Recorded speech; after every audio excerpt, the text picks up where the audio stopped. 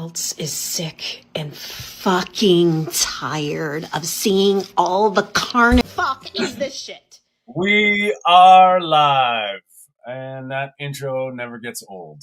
Welcome to the Meat of the Matter. This is the place where we meet, you matter. That is Mark, he is Peter, I am Tony, and yeah, we've got some things to talk about today, boys. How you doing? Great. I'm doing very, very well. We certainly do. Yeah. You know what? Why don't we just get into it? Let's run it. We're gonna start it, and we'll do. These guys are getting richer while you're getting sicker. Write that down. Write that down. Write that down. Write that down. Write that down. Write that down. These foods are highly processed, complete garbage, and I can promise you now, I wouldn't even give it to my fucking dog. Write that down. It is write that down. And, you know, Mark, we love you. Every video, you know, at the end, I just wait for it, write that down. But we got something today that's going to spark and it's going to be a catalyst to what we're going to talk about today, because this guy seems to always get in the way. And we'll see what you guys think about it. Here we go. Another thing is that cows and other grass-eating species have a digestion system that emits methane. And methane is a very powerful greenhouse gas. And so cows alone account for about 6% of global emissions. And so we need to change cows, just cows alone. How are we going to do that? Well, actually, of all the categories, the one that has gone better than I would have expected 5 years ago is this work to make what's called artificial meat. And so you have people like Impossible or Beyond Meat, both of which I invested in. You eat it as well, and you like it? Absolutely. You do. You can go to Burger King and buy the Impossible Burger. All right. Is it healthier for you, or just healthier for the atmosphere? It's slightly for the atmosphere. It's slightly healthier for you in terms of less cholesterol. It's, of course, dramatic reduction in methane emissions, you know, animal cruelty, manure management, and the pressure that meat consumption puts on land use. All right. Where do we begin here, boys? Who wants to go first? Who wants to go first? This is a great opener, because everybody's hearts warmed with Billy G, right? Yeah, well, you know what I dislike so much about this thing that they always present is that they present it as if the food that is good for the environment. Let's assume that it's theoretically it's better for the environment to reduce animal stock. What a coincidence. It's also better for our health. I don't get it. And what I don't like about this thing here is that environmental aspects are always mixed up with health studies. If I look at the dietary regulations of the Dutch government, if I look up the research that behind it, you won't only find things about the diet, but also about the impact on the environment. And of course, that is a big confounder. It introduces a lot of bias if you want to focus on environment, which a lot of those people will do. And I imagine a lot of those people are here at my local university here, literally downstairs. I live above the Wageningen University. It's a big university, researching all these things like fake meats, environmental aspects, all these things. But I don't believe that they look at so much at the health of people. And, well, add to that one more thing. I recently heard that 7% of global CO2 emissions are caused by health care. Well, 7%, that is much more than agriculture. And I already guessed it. I never looked up the number, and it doesn't surprise me. But just the simple fact that there is so much money flowing around in health and the industry related to it, and that government is spending like, well, I don't know, it's like 10-15% of the entire money that government spends, and it's increasing up to probably something like 20-30% in a few decades. Where money flows, there is pollution. That's the thing. Unless you put that money directly into planting trees in the rainforest. That's how I look at it, and that's the thing that disturbs me the most of this approach of Bill Gates, because who knows, maybe Bill Gates even somewhere thinks that he is doing the right thing, but he isn't. Well said, Peter. Mark, do you want to go? Because I've got something that's like, I'm glad you guys are going first, because you're not going to, well, Bill Gates isn't going to like what I say, but go on, Mark. Start us off. I just echo everything what just Peter said. I'll just say this much, that if this is the route that we're going down, and hopefully it doesn't happen, we're going to be in serious, serious trouble. We really are. I mean, how the richest man in the world, or probably one of the richest people in the world, can come out with something like this is just unbelievable. Unbelievable. So, you know what? It's just incredible. You know what? This is what I have to say. Stay away from our fucking food, dude. That's what I put on. You know what? Instagram. How about this? We are not doctors. We are not scientists. Neither are you, by the way. So this guy is, you know, I can't, like, it's unbelievable when I hear his, like, that voice. There's two people in this world that make me cringe, guys. It's Justin Trudeau and this guy. Like, honestly, my old Prime Minister of Canada. And you know what? When he starts talking and starts spouting off the shit, especially what I know now about, you know what? Tell all the vegans to stop eating vegetables. Stop farting if you have a problem with methane. Like, are you kidding me? Really? There's 8 billion people in the world. There used to be 8 billion cattle. Now there isn't. There's probably 4. How are they even remotely the problem? When, oh my, and there's so many things. And it just, it's kind of healthier for you to make lab meat. Because why? Why is it healthier? What did he, I can't even remember what he said, because I'm cholesterol. Yeah, because of the cholesterol. Really? That's why the lab meat is healthier for us. Holy shit. So you die on the sword for that one? Really? The 16... when did nature ever tell us that we eat meat in the lab? When did nature ever tell us that we're meant to be in this crap? Or, you know what I mean? It was never ever invented. So exactly. why are we making things complicated? And you know, and that's such, Mark, what you just said right there is so important, because why are we making things complicated? Look at us. We sit here online and you have Mike the vegan arguing with Bart K about what's natural. Are you kidding me? Really? Do we have to really go on a social media and try and defend Beyond Burger? Really? You know, and even the climate change bullshit. Like, I don't want to get into that because I don't want to get political, but you know what, man? Cows and ruminant animals have been here since God created the earth. How the hell are they the problem? You know what I mean? And it just, every little step of what he said there, it goes back, and it just makes my head spin. And it's honestly to the point of anger, because I mean, I'm not allowed to talk to my carnivore community about Bill Gates in the mornings. I'm not allowed, because everybody tells me, like, we don't want to have a bad day, because it's so ridiculous, this shit that he's saying. And I was just amazed that I put this up on TikTok, and within 5 seconds it was taken down. Oh, and of course. And I actually got a warning. They told me, like, listen, you can't be putting up this propaganda. This is all like misinformation. And that's where my biggest audience is. My biggest audience is on TikTok. More people need to see this, and it's incredible. Absolutely. That's why I tagged you guys in it, because I said, right, okay, you guys will be able to share it, but they won't even let me put it up. No, and isn't it funny how, you know, this push with whatever agenda they want, and you know, I'm gonna say it here today, because I'm in Canada. I don't know if you guys have been watching the news, but it's gonna be measles. Measles is the next one. Canada is going,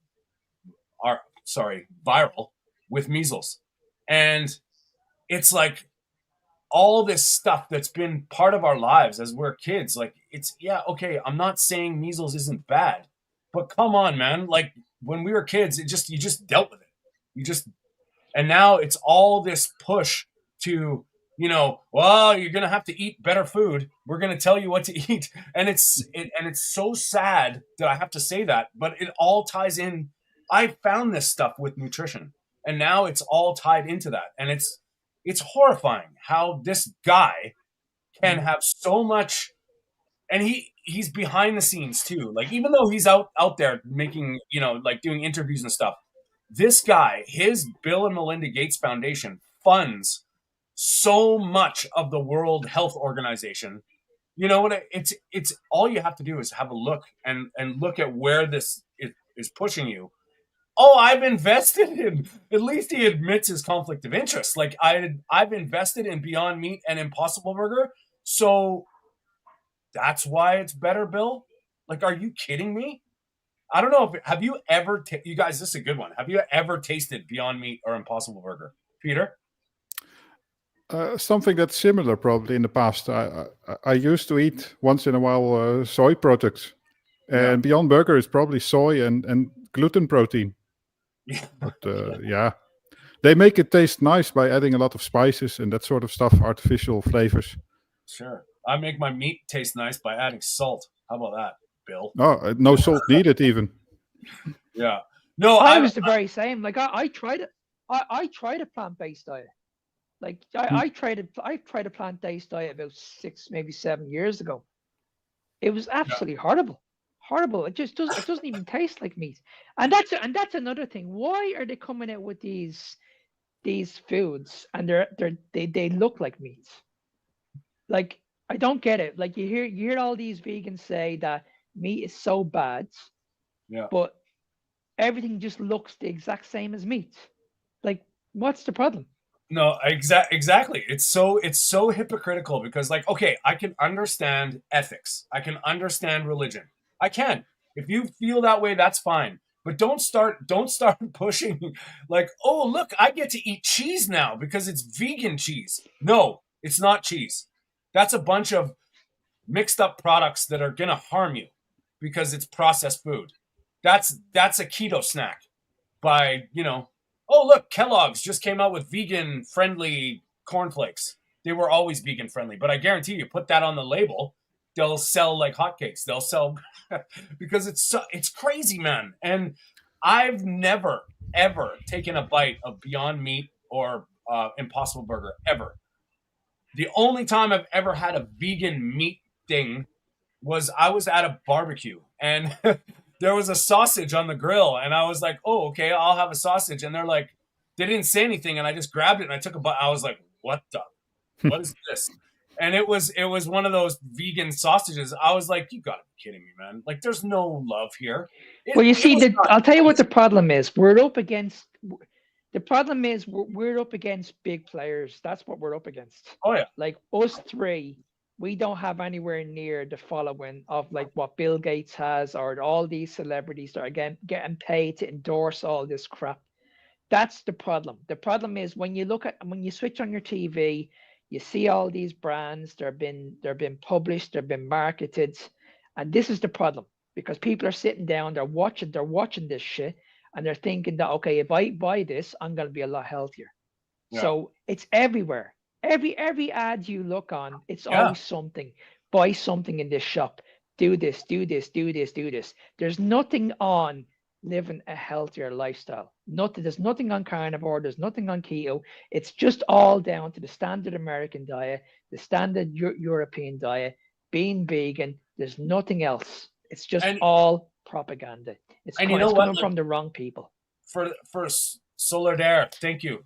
For one cow, they kill 1,000 insects. Exactly. So, okay, you're a vegan for the animal's sake. Do you understand? Okay, let's just think this hypothetically here. We're on a deserted island, and we have a few people with us, and we have to grow crops. So let's get this land ready. What do we have to do? We have to destroy the land. We're gonna have to make sure the land is capable of growing the plants for us. So, sorry, earmuffs, everybody. Fuck all the foxes. Screw the deer. Never mind the birds. What matters most is our people. So we are going to destroy the ecosystems. So not only insects And I agree with that. Absolutely. But if you're saying a life for a life, why don't you just hunt the animal and save all those lives? It doesn't make sense, man. And exactly. And Lambs has a good point. This is good because it gets sparks, like this sparks the emotion in me, because I can't really talk about this with people they're irrational. You mention this stuff, and if they're not coming from a carnivore sort of our perspective, they get really defensive really quick. And it's like, it's unbelievable how this works with monocrop agriculture and systematically destroying our earth in the name of corn, wheat, and soy. I don't know what you guys think about that, but 100%.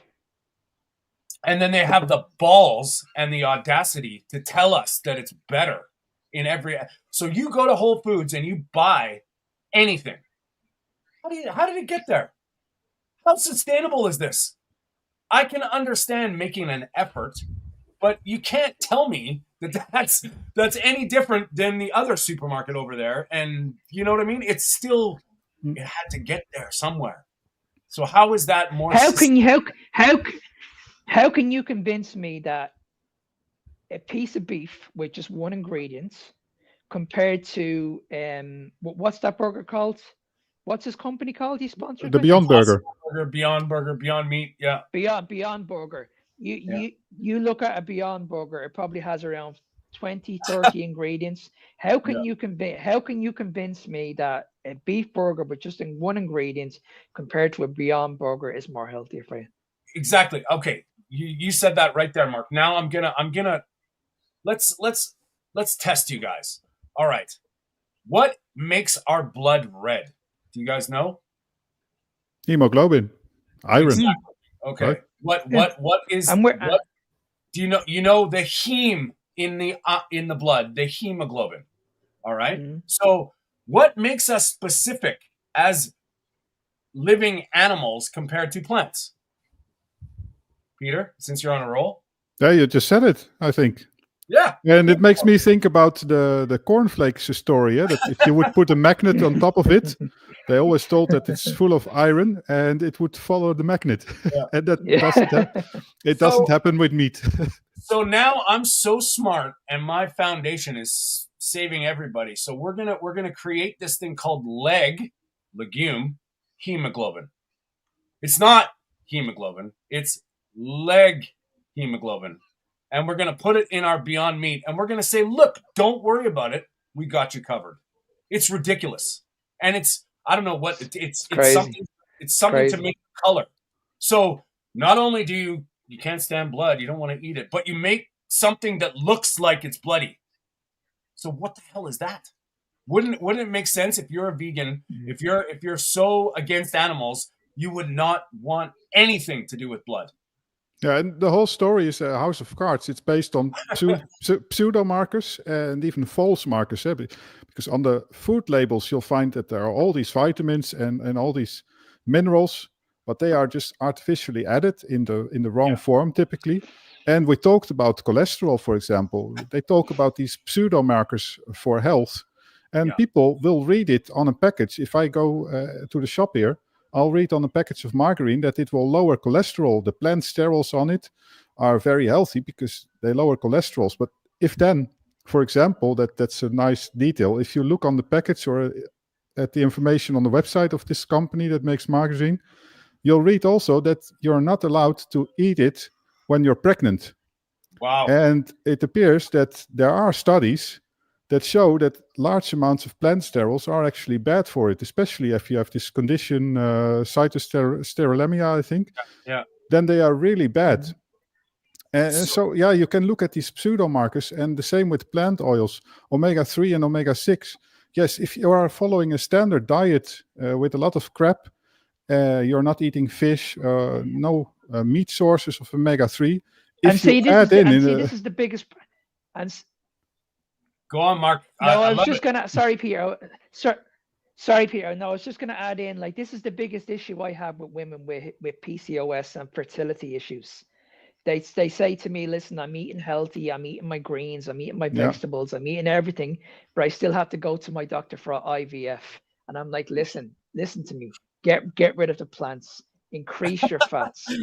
Increase your fats, and you will see that miracle happen. How can I get these women to conceive when I'm not even a fucking doctor? And I would say in the last 3 years, I've had around 10 women that have conceived and had a baby. And these people were told that you're never going to have a baby without IVF. Can How you about this, imagine how Just- crazy that is? Just add butter. And B vitamins are a big thing, probably, right? In fertility, I remember. I won't go into details, but let's say that in my family there has been history with this as well, and adding in B vitamins, not even from meat, but it was still, for example, from nutritional yeast, not the best source, but better than plants. Yeah, that helped. Yeah, and not going fully plant-based. And for sure, being vegetarian all that time before really caused struggles. Yeah. And yeah, there was one thing I was thinking about, Mark, what you just said, that's a thing that you hear so much in the case of fertility, but also when people get diagnosed with cancer or so, you'll hear from relatives like, oh, how is that possible? You've been living so healthy. You have been eating and following such a good diet. And if you go and look into the details of it, they'll follow some sort of quasi-Mediterranean diet, probably still with a lot of processed food, high in carbohydrates, not enough meat, all these things. Yeah, because usually, sorry, Tony. Yeah, because usually when I speak to someone, they'll always say to me, the first thing they'll always say to me is, Mark, I'm eating healthy. I just want to lose weight. And I'm like, yeah, I know you're eating healthy, but I want to know what you're eating. And they'll keep on saying the same thing. But Mark, I'm eating healthy. I just want to lose weight. And I'm like, I've heard you, but I just want to know what you're eating. And again, it's the same protocol. I'm eating oats. I'm having protein powder. I'm eating a ton of vegetables. I'm eating a ton of salads. And I'm like, okay, but how do you feel? I feel like crap. You know what I mean? And then with the women, they're going through menopause. They're dealing with endometriosis, fibromyalgia, PCOS. I can go on and on and on. And it's like, okay, but tell me what the diet's like. I don't care about anything else. Just tell me what your diet is like. Instantly, I can pick it up straight away. 99% of people are following a lean-based diet. They're not having any. They're not. Sorry, Tony. They're not having any fat in their diet whatsoever. It's all lean-based. But that's where the problem is. That's the problem is guys like Bill Gates are spouting off this shit is okay, and not to mention our programming from decades ago was low fat, moderate protein, high carb. And I don't care if you eat carbs, if you don't understand metabolism and you don't understand that fat and carbs together are not a good idea. Doesn't go. If you're eating moderate carbohydrates and the wrong timing and the wrong fat, of course. And then what do? They blame the fat. The fat that brings the hormones, the fat that brings the fat soluble vitamins, the fat that brings the fatty acids to the brain, the fat that doesn't destroy the brain and the neurotransmitters. They say that that's the shit that's bad. And Mark, you just said it. Like, this is something that, I scream. We have an infertility crisis on our hands. The powers that be, like Bill Gates, are saying there's a population problem on the world, on planet Earth. They are destroying us. They're destroying our health. They are giving us, I hate this word, but misinformation, and they're making you feel ashamed for it. It's It's the biggest trick. It's unbelievable. And can I just add to that as well? Us as parents, we're meant to be having children. That's what we're meant to be reproducing. It's unbelievably damaging when these women are being told that this is never going to happen. Like, I've had women in front of me in tears, saying like, listen, I've done everything. I can't afford IVF. You're talking, honestly, guys, you're talking. I had a woman tell me that she had to spend up to nearly 45 grand to get IVF. Now think about that for a second. 45,000 euro to get IVF. And I spoke to her. I said, listen, let's just try something for 6 months. Let's just try it. Let's go get off all the medication and let's just try something. I'm not a doctor, but I just have a feeling about this. Yeah. I had her on a very, very moderate protein. I had her on very, very little amount of protein, but I bumped her fats up really, really high. Like really, really high. Within 6 months, this is no word of a lie. I'll actually get her on this podcast very, very soon. Yeah. Within 6 months, she gave birth to a little baby girl. Well, she conceived. She was having a baby. Yeah, that's a quick term, buddy. Yeah. No, but she sent me the message, and she was like, "I'm gonna have a baby girl." That's amazing, man. And this is the stuff, and these kind of talks right now are the stuff that normal people don't have. It's like, look around. I have friends, $120,000 to have a baby. Oh wow! The baby was born 3 months premature. The baby was they were worried it wasn't going to make it to 1 year old, and now she's good and she's great and she's healthy. But seriously, man, and you know what's funny, you guys? And I'm sorry, but I'm not going to toot my own horn. When I sat down with my friend, 3 years before, as they were starting this process, it took them 2 years to have a baby. It was right when I was starting this whole journey, and I was like, check your wife if she's insulin resistant, man. Like, seriously, look at it. They were like, oh, the doctors have it. And I'm like, do you know what happened? 2 years later, she had a HOMA IR test, found that her insulin was through the roof. I knew already. And I was like, you got to be kidding me. They're like, oh, she's insulin resistant. She's got to watch her. I was like, you kid? You've just spent that much money, and the medical system couldn't see that. And it was not about me. So I told you so. That was not the point. But it was like, why isn't this thing, what we all know, whatever you want to say about insulin resistance, why is it not a thing in health? Why is it not like, Peter, you have to know about insulin, like being a type 1 diabetic. Yeah, but it's also amazing how far people can go without looking at their diet, right? Yeah. And looking at their diet, I mean, looking at your insulin resistance is basically looking at your diet, because not much more is involved. I mean, you can try and exercise as much as you want. If your diet is crap, it won't help with insulin resistance. It will only temporarily lower your insulin resistance. And the same with obesity, right? People switch to GLP-1 agonist or even gastric bypasses, that sort of things. I mean, that's huge. You're doing an operation on your body, and you're not considering even an extreme diet like carnivore, because, well, however extreme it is, and that's paying a lot, and then all the side effects of it. I actually watched a documentary on that. I saw a documentary about 2 weeks ago that this woman was doing absolutely everything possible to have a baby, and the doctors had told her, like, listen, you're going to increase your chances of having a baby if you lose weight. Guess what the doctor did? He put her on Ozempic. So he said to her, like, this is going to increase your chances of having a baby if you lose the weight and take these injections. Crazy stuff, guys. Crazy. I'm gonna say this too, with all, like, the way it's pushed to us with this now all good in 2 weeks kind of shit with Ozempic. If you just understand the process, understand that you have put yourself in this position over decades, and it's not your fault. It's not our fault. We've all been there. We've all come to this moment in our own time.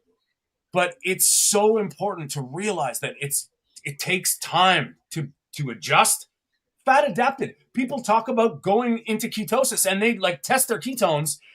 Oh my God, I'm not in ketosis. I'm not. It's like, holy shit, you've been eating sugar for 35 years, every day, 16 times a day. And now you like, your body's not going to just flip over. And it's so crazy. And we talk about this stuff. Like, I don't mean to minimalize it. Like, I don't want to sound like it's easy. It's not. It's getting that whole shift.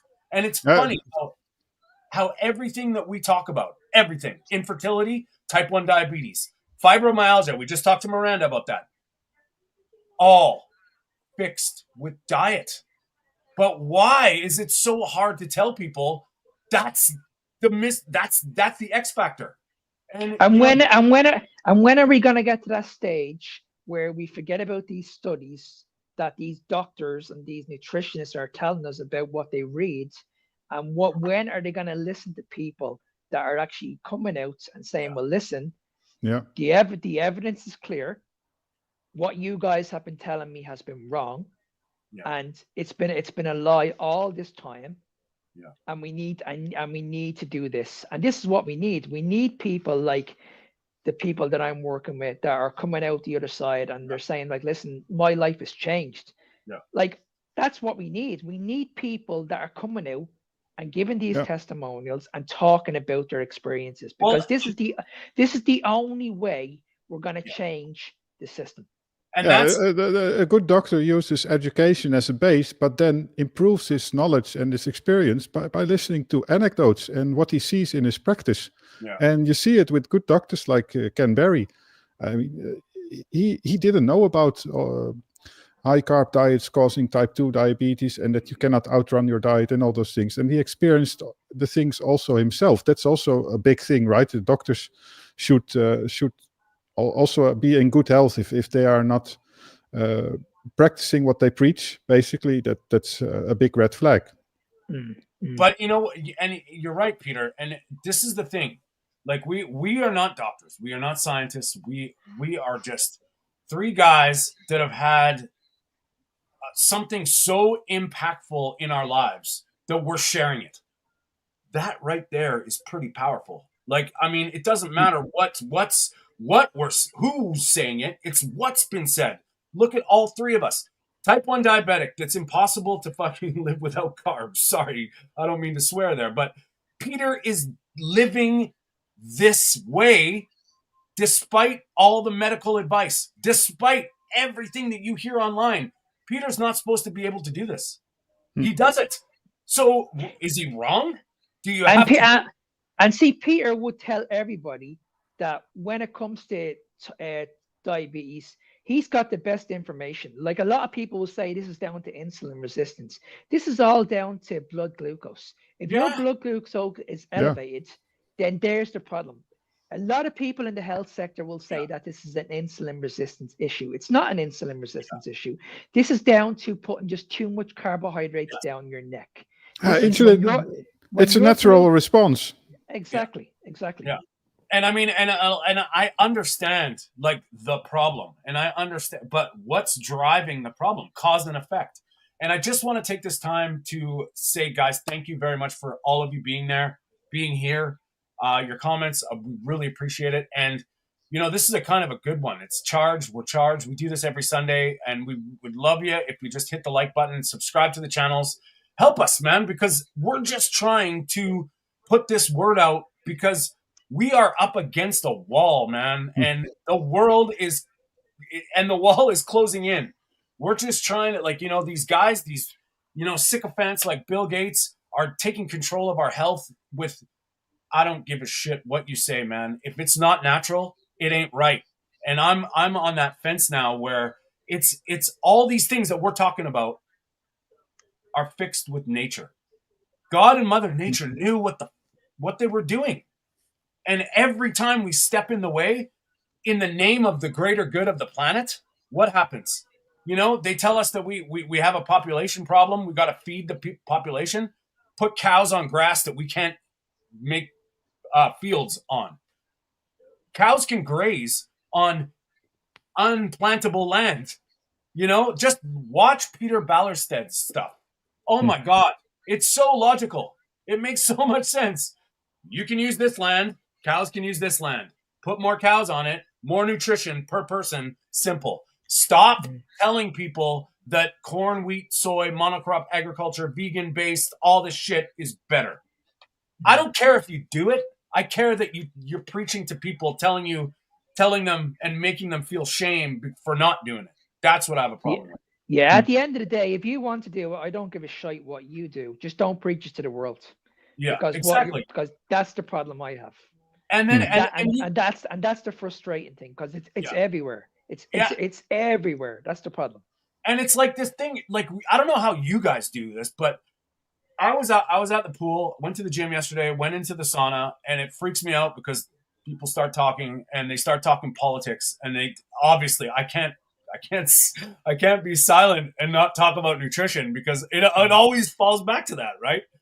So we have this big thing going on in Canada that's like, it's crazy what's going on with our political system. I'm not getting into it, but I throw out these little tests with people to see how aware they are about their food supply and what's going on.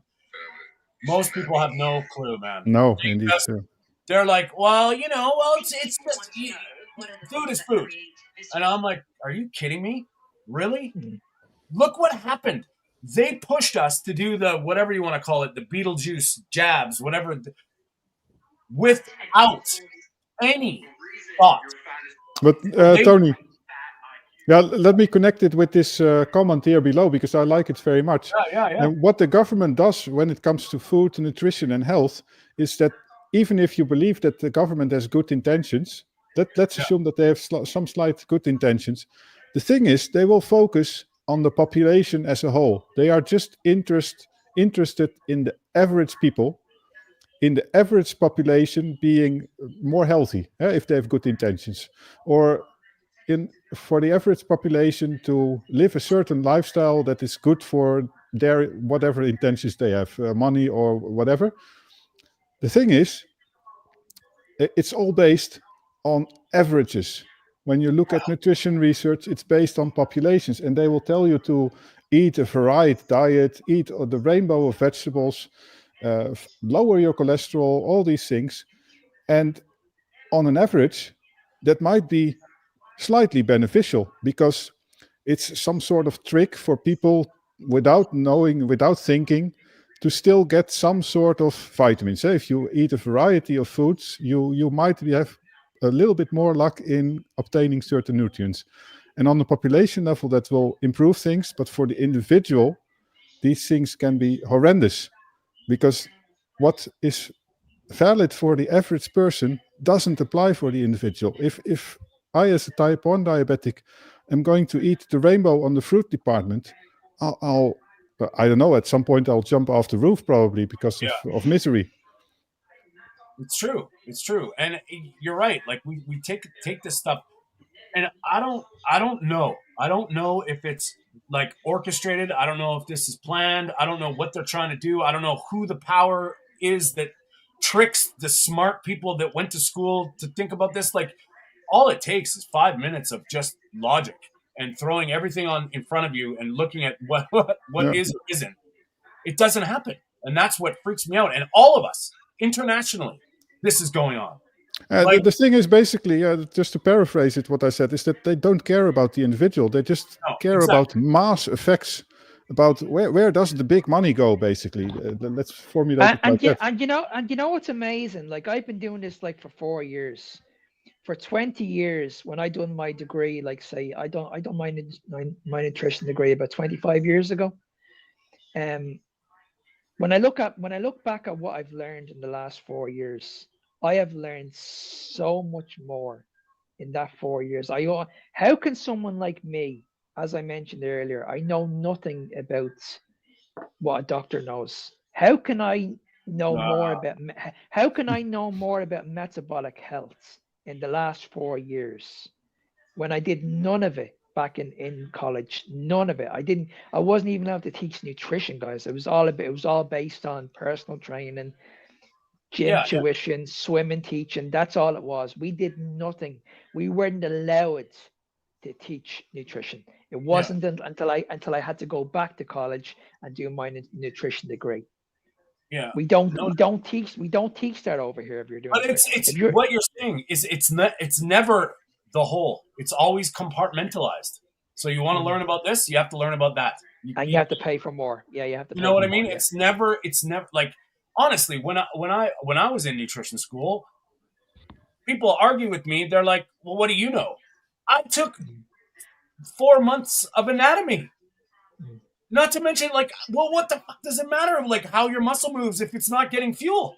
How does it matter? You know, like what the ankle bone's connected to the knee bone when you're not getting enough protein, collagen, and you're like, are you?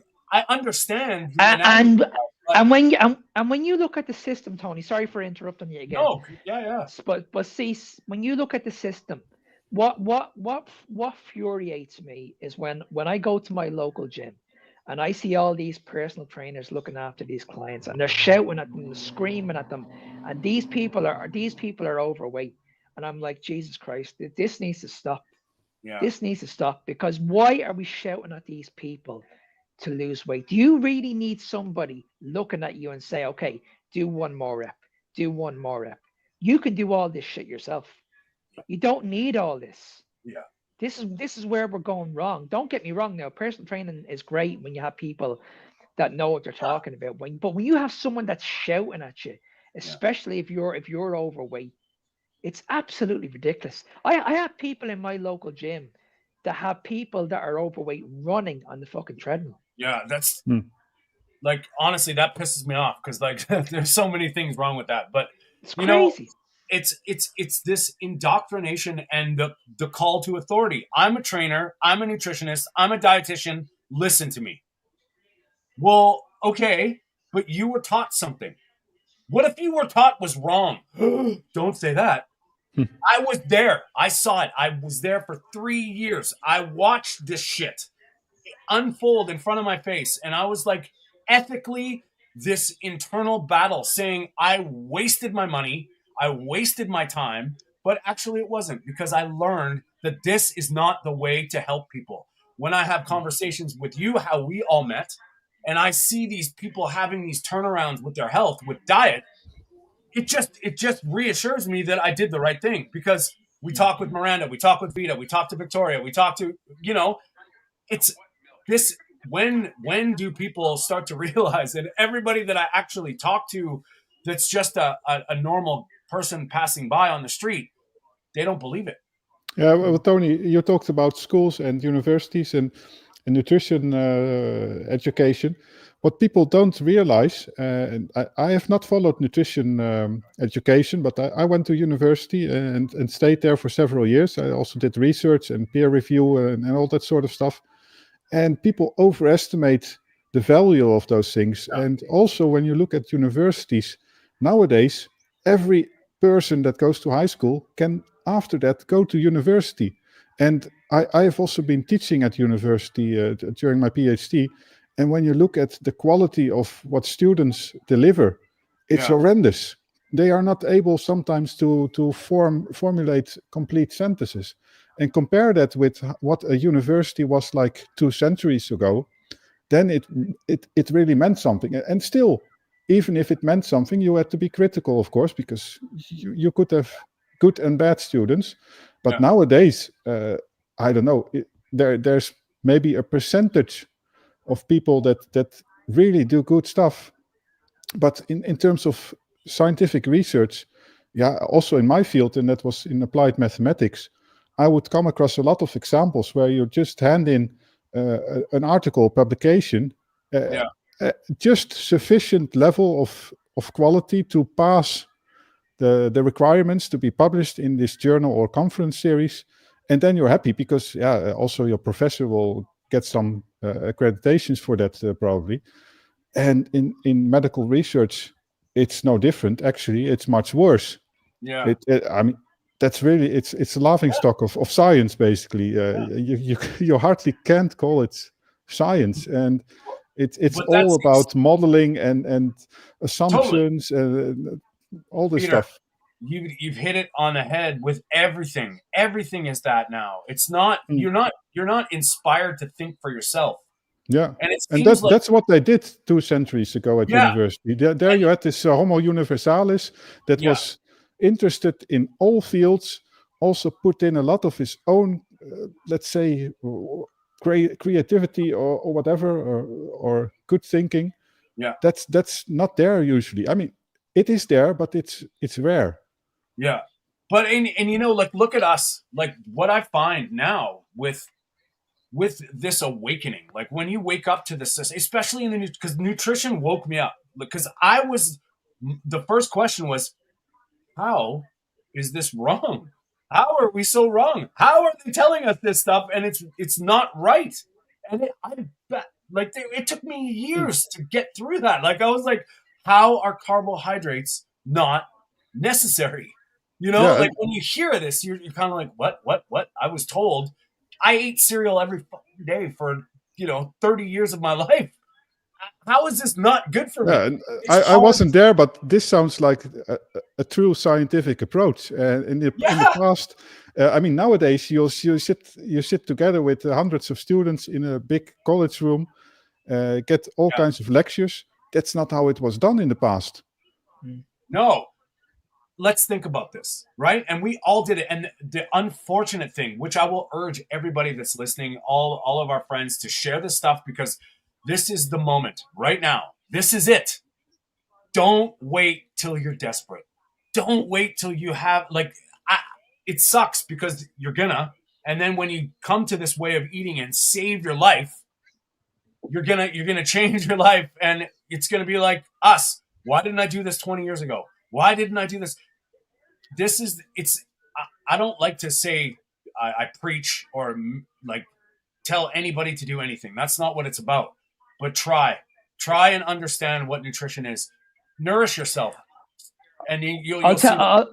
I'll tell you a story. I had a sales call this week with a woman who was in a really, really bad way. She reached out to me from TikTok. She's dealing with Lyme disease. She's been dealing with Lyme disease now for the last 6 years.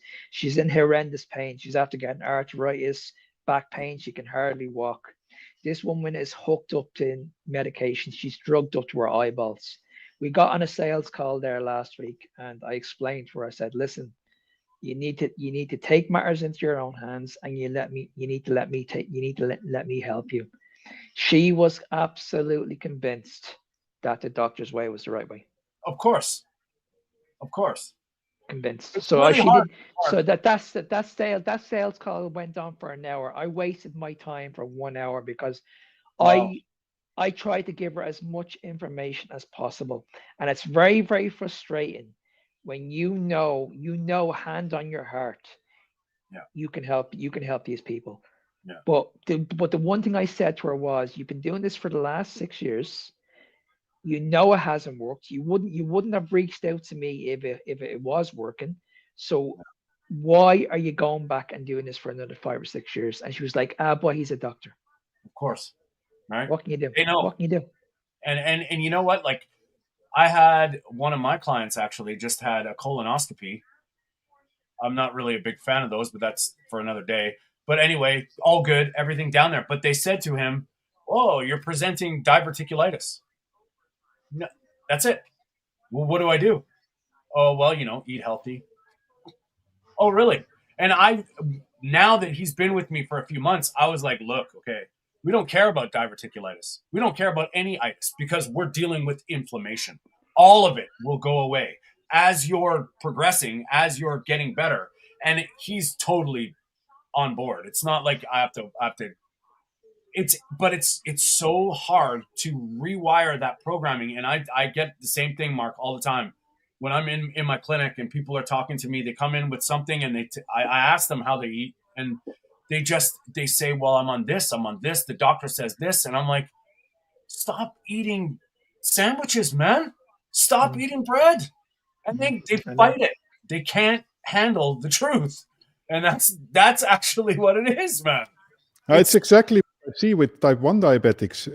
And still, I'm trying to find a type 1 diabetic on a high carb or medium carb diet that has an A1C below reference maximum level. Yeah. But every time when I encounter a diabetic that says, yes, yeah, I'm eating carbs and I'm feeling great and my values are in range, never are they actually in range. Yeah. Never. They are all based on these diabetic reference ranges, and it's they the new still normal, have Peter, it's the new normal. Yeah, but I mean, it's the same story. People think they are doing a healthy thing, and okay, some of them are doing a much better job living a more healthy life than the average diabetic with an A1C of a 6 or 6.5, but it's still very poor control. Yeah. And you know, it's scary too, because I know both of us have like encountered this. It's like if you're thriving, if you're really honestly thriving in your life, every day you wake up, you can't wait to take on the day, do your things, get motivated, do your thing. You have no hangups. Don't change a thing. Obviously, don't change a thing. Yeah. But if you're not, any of it, if you brain fog, sleep problems, snoring, sleep apnea, and you're concerned about it, when someone which you should, when someone suggests trying something for a certain amount of time to see what happens, why is that a problem? It's unbelievable. If you said to somebody, "Hey man, you should go vegan. You should go all like stop eating meat and like just eat plants," people go, "Oh my god, I don't know if I could do that." Why? Because you're supposed to eat meat. That's why it's. But if you say just eat meat, all carnivore, try that. They go, "Oh no, that's bad for me. I can't do that. Like, ooh, I would never be able to do that." It's wild to watch that logic and the thought process go, and it's unbelievable how many people like just defend vegetables. They're not even good for like they don't taste good. Make a salad. Eat a salad without the dressing. Go on. Eat a baked potato without the butter and sour cream. Go on. I'll wait. Eat a spaghetti dish without the sauce and the stuff. Go on. I'll wait. Awesome. This stuff's really delicious, isn't it? It's unbelievable how highly defended. Eat oatmeal without anything in it. Good luck. Try it. Yeah, it's all down to just entertainment. People are just convinced that we need to eat a variety of food. That's what it comes down to. It's like we have to eat the rainbow. We need to make sure that everything is on our plates. We need to be eating our carbohydrates, our vegetables, our proteins. That's the way we were all brought up. Your plate should have your plate should have 3 portions as the government recommends. Yeah. You know what I mean? I never get bored. We were all told the exact same thing. Bro. Just I mean, maybe if 10 or 20 days in a row I would eat the same steak. Yeah, at some point I think maybe take a different piece of meat, but even that. You know what, man? Ribeyes have been on special at my the grocery store beside me. I'm milking it, man. Every day I'm just going to buy ribeye. I'm like, are you kidding me? It's half price. Like, let's go. Let's do this until it's ended. I'll buy 50 and put them in the freezer. But I was like, I kind of like fresh stuff. So it's unreal how I can eat every day. I look at this giant 2-pound ribeye and I go, oh yeah, that's good. And now today I'm like, already I'm thinking, I want another one. Like it's not difficult, but obviously we complicate everything. And guys like Bill Gates, sorry to bring it back into that guy. Look at him. You want to be getting health advice from that guy? Are you kidding me? I don't know what he's doing intravenously, but I'm sure he's gonna transport his soul into another body when he's done. I'm positive, because if that's the way you're gonna take care of your body in this world, bud, and you're telling us to eat all this shit, unbelievable. Like it's like Windows. This I mean, it's a big health experiment, but it's literally bugged. This fake meat. Probably they'll have like tens or hundreds of reissues of meat and updates and upgrades before they find something that actually nourishes us. Because in theory, if you spend hundreds and thousands of years with a lot of research, who knows? Maybe humans at some point are smart enough to reproduce meat, but not within a few decades. What I don't understand, Okay, let's throw a little thought experiment out here, guys. They can clone sheep. Why not clone sheep? You make the meat, you make the food. Like, why are we just making the sirloin? Like, how do they do that in a petri dish? They grow the meat out of the. Why don't we can do that? We can make the animal. Make the animal. Nope, that's not good enough. And that's the environmental pressure on the methane bullshit. That drives me crazy. Everybody that has a problem with me polluting has no idea what causes what. They just listen to the shit and they tell us that, cows they drink a lot of water. What? Like, how is that even an issue that an animal on planet Earth that was created by God and Mother Nature is the problem for drinking water while they eat food that we're supposed to eat? What? No, they don't actually. Yeah. How many times have you chomped down a corn shaft all the way down to the bottom? Right. Yeah, that's food for us. Like, they don't get it. It's also about keeping things local, and I'm not sure if this is a Peter Ballister argument, but talking about the water, the cow drinks the water, and of course it will also urinate the water. So if it stays in place, the water will remain there, and it's the same for the manure. The manure will fall on the ground, it's collected, it's used locally to produce vegetables and fruits. Let's say that we need them. But what do we do? What do? We both export the cow and the vegetables and the fruits all across the world. And what you're basically doing is you're transporting and exporting manure, which you should keep in place. Yeah. I mean, transporting all that stuff, I mean, that's a huge environmental impact, basically. No doubt. And am I that naive? Am I that ignorant to think that local, seasonal, regenerative agriculture, animals on land, is that like so batshit crazy that people can't deal with it? Like, honestly, man, we all go to a farmer's market. Why? It's local. People love it. They don't go, damn farmer's market, taking our economy in their own hands and keeping the money here. Nobody says that. But yet when we try to do it on a macro level, everybody has a problem. It's unbelievable. I bet you guys, let's do a thought experiment let's do a real experiment one time. Go into the grocery store in Holland and in Ireland. I'll try and find something from Holland and Ireland here in Canada. Oh, easy. And I bet you it's cheaper. I bet you it's cheaper than where you guys are. You'll find some Canadian product that's cheaper than I can get here. That's we grow tomatoes. We are the biggest tomato exporter of the world. Yeah. Good for you. In the Netherlands, here, in this climate. Yeah. Hey, man. Those chemical companies can do wondrous things, right? Like they can break the system. Oh, look. Yeah, where do you live? In Yukon, in the Arctic. Yeah? What do you produce? Pineapples. What? Yeah, we're the biggest pineapple producer in the world. Yeah, we're in the tundra. We snow pineapples. Like, oh my God.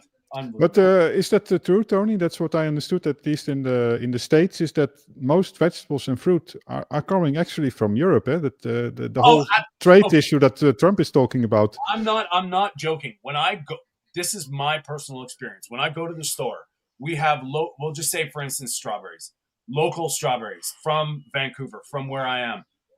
The Mexican and the Californian strawberries are cheaper.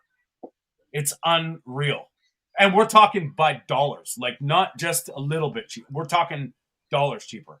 And then, holy crap, if you throw in organic, whoa, man. It's unbelievable. And that's our North America. I don't know.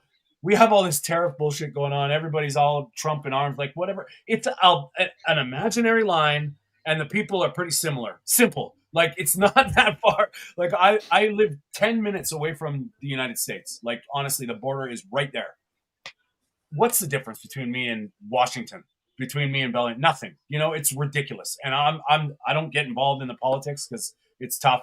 Everybody has a problem with everything that's going on. And all I know is, why isn't raw dairy legal? That's what I'm That's the only politics I play, man. It's like we're poisoning our kids with cereals. Bill Gates is vaccinating us with anything he wants to, but yet we can't drink raw dairy. We can't drink what? That just, to me, that logic doesn't. It's unreal. And it makes such a difference. I mean, I started since 1 or 2 months now drinking raw dairy. I tried to get that video up for you, Peter, because that was awesome. Sorry? I love that last video that you did about that. Yeah, it's very good. Yeah.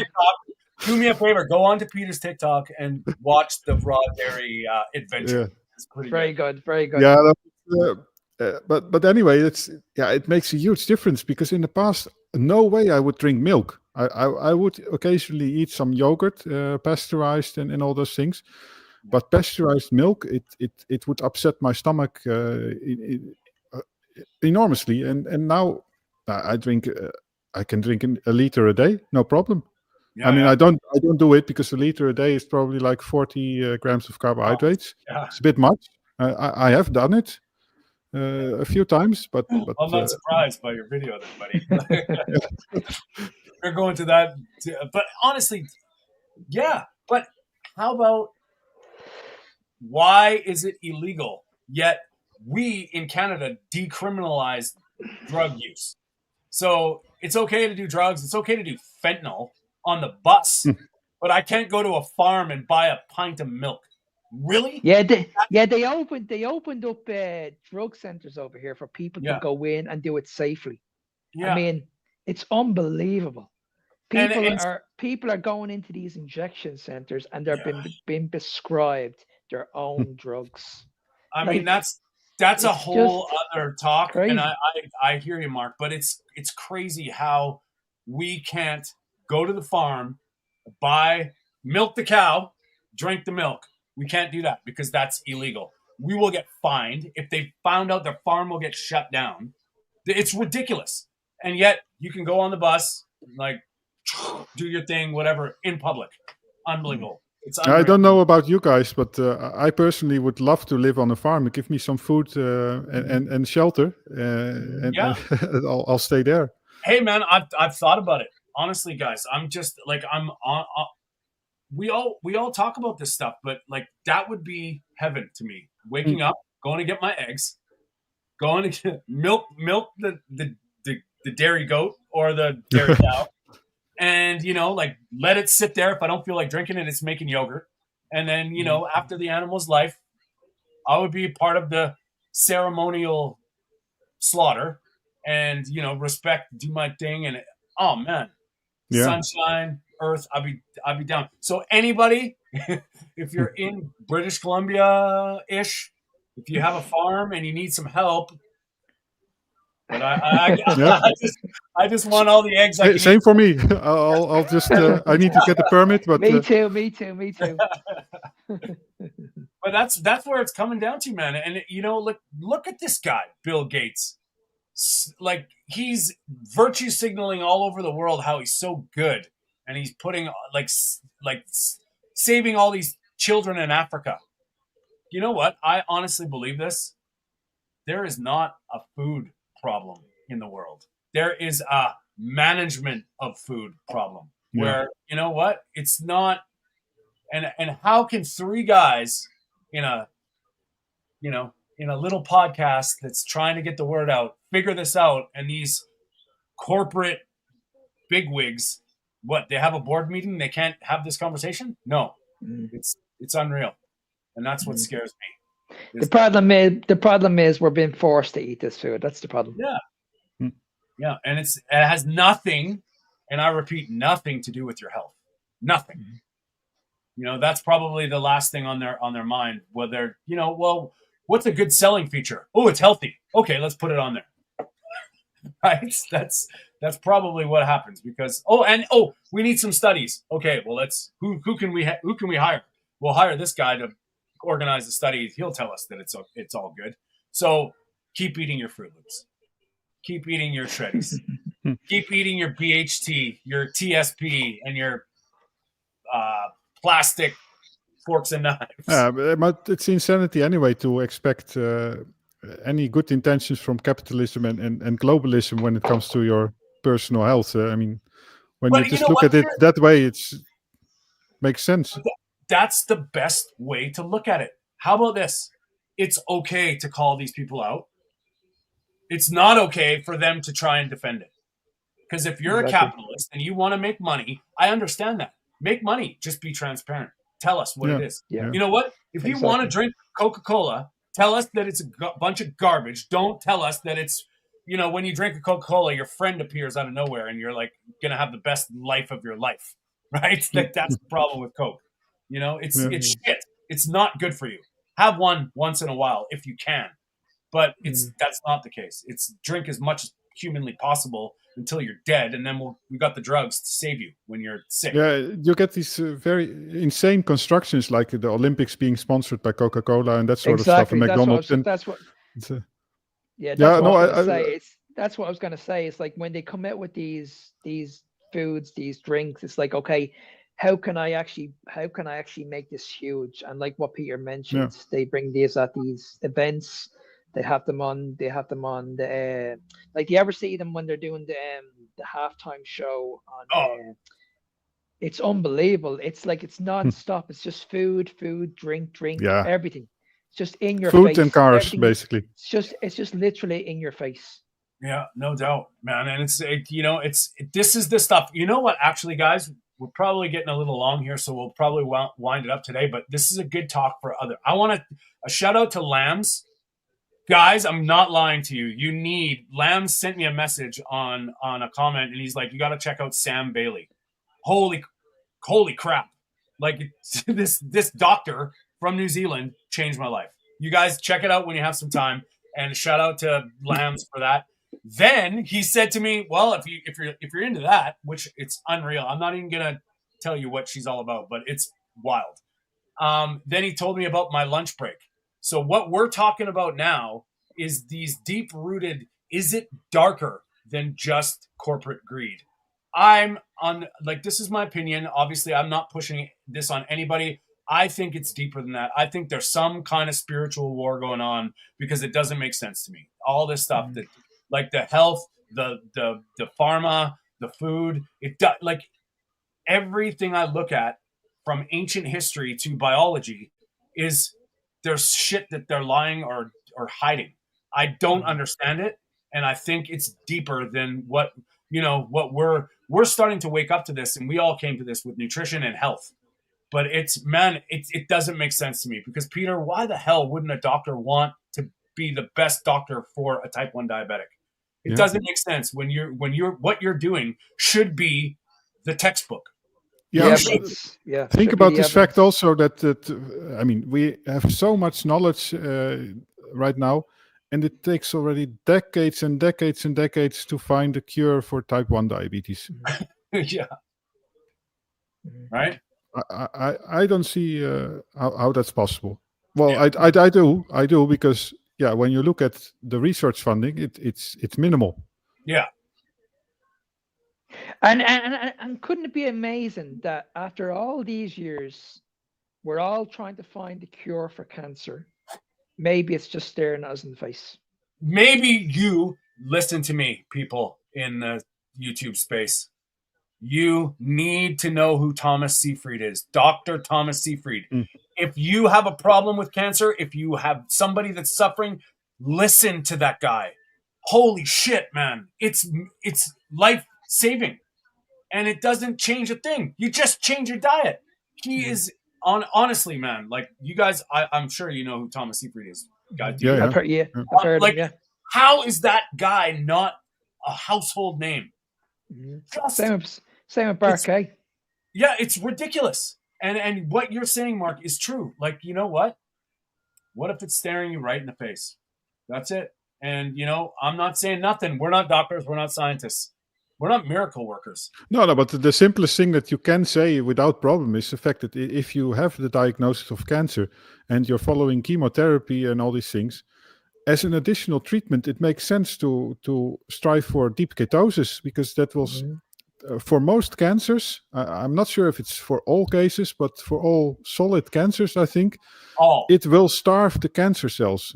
Yes. I think there are some exceptions like leukemia or so, but exactly. And at the end of the day, we're not saying that this is gonna like stop it completely. But what we are saying is that your body just doesn't need any sugar.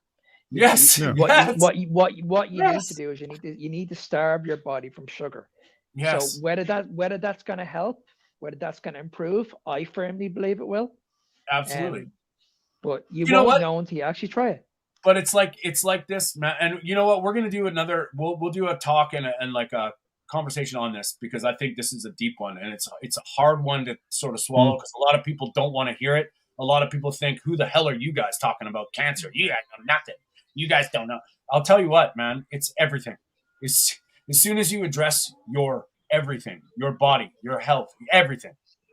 Yeah, it is so much more than diet. I mean, that's the whole issue. Indeed, if your diet is perfect, and there's still so much influence of all the environment around you that for sure it will remain to exist. Also, if you follow a good diet.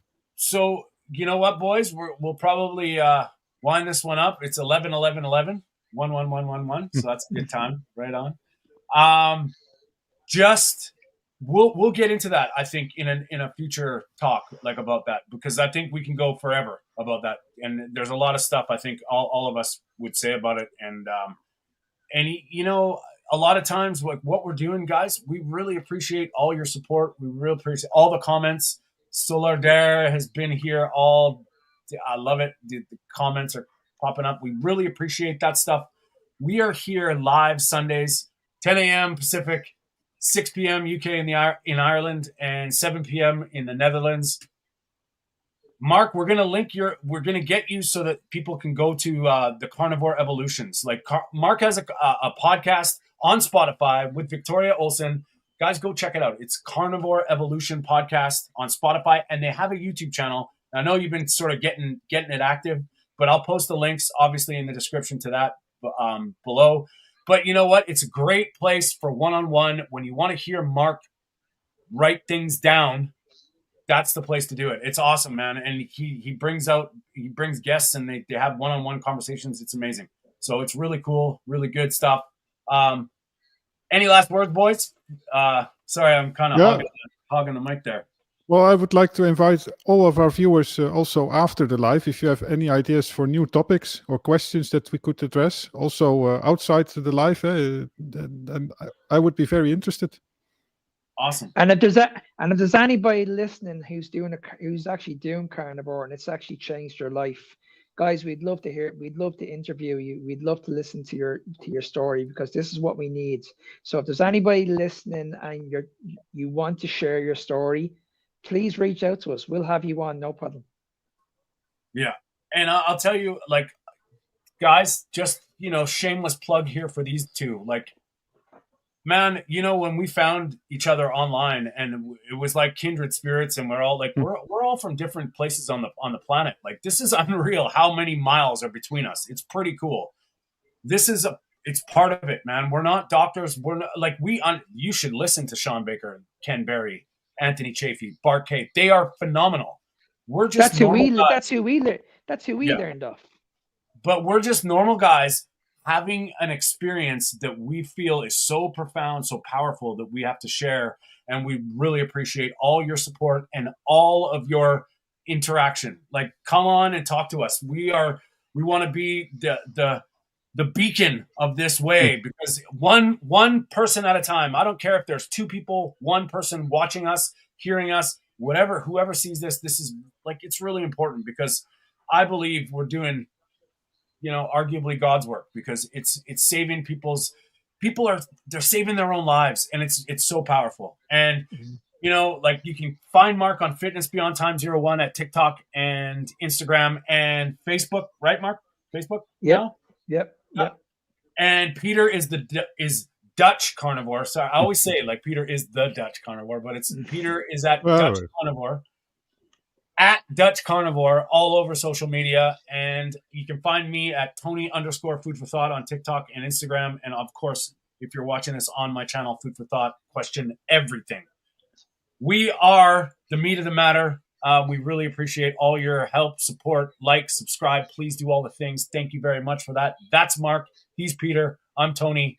We'll see you next Sunday. See you soon, See you guys. next time.